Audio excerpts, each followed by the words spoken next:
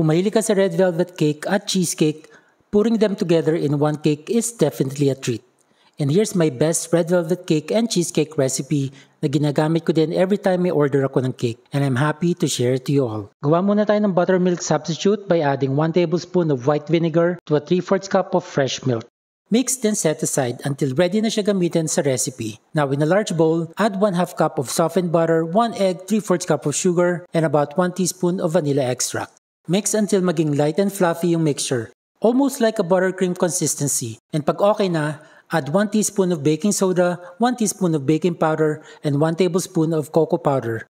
Mix until fully combined. Then add 1 tablespoon of red food color. Then mix.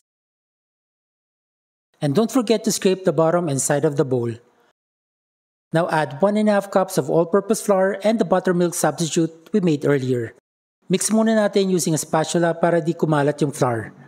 Now using a stand mixer or your hand mixer, mix until there's no more traces of flour in the batter.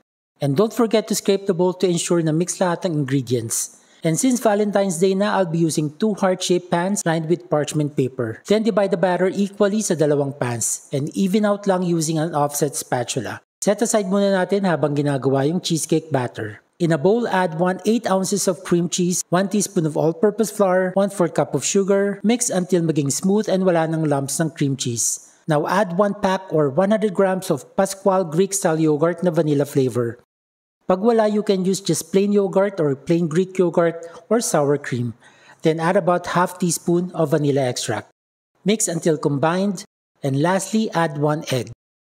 Then mix until fully incorporated na yung egg sa batter. Then transfer the batter into the pan also lined with parchment paper. Now bake both the red velvet cake and the cheesecake at 180 degrees Celsius for 40 to 45 minutes. And intentionally ipapadome natin yung red velvet cake para may extra tayong gagamitin for the crumbs.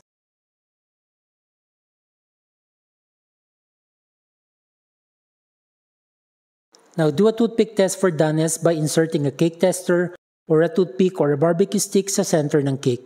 And when inserted at wala nang sumamang crumbs, okay na siya. Now sa cheesecake naman, para matest kung okay na siya, touch the middle top part. And pag medyo malagkit at malambot pa, put it back in the oven for 5 more minutes. Top of the cheesecake should be firm and dry. And meanwhile, gawin muna natin yung cream cheese frosting. Combine half cup of room temperature cream cheese, half cup of room temperature butter, and 1 teaspoon vanilla extract. Mix until well combined. Then add half cup of powdered sugar. Mix until light and fluffy, then set aside. Now using a knife, scrape the sides of the pan para ma-release yung cakes. Once released, trim the top of the red velvet cake, then place the trimmings in a food processor to make the crumbs, or simply use your hands pag walang food processor. Then set this aside. Now to assemble our red velvet cheesecake, at the bottom, place 1 layer of the red velvet cake, then the cream cheese frosting, then the cheesecake, another cream cheese frosting, then the top layer is another layer of our red velvet cake. Cover the entire cake with the cream cheese frosting para siya yung magsilbing glue for the red velvet crumbs. Then after makover with frosting, spread the crumbs all over the cake. Makalat lang gawin yung part na to, pero you can design your cake however you want. Pag nakover na lahat, clean everything and let the cake sit in the fridge to set before serving.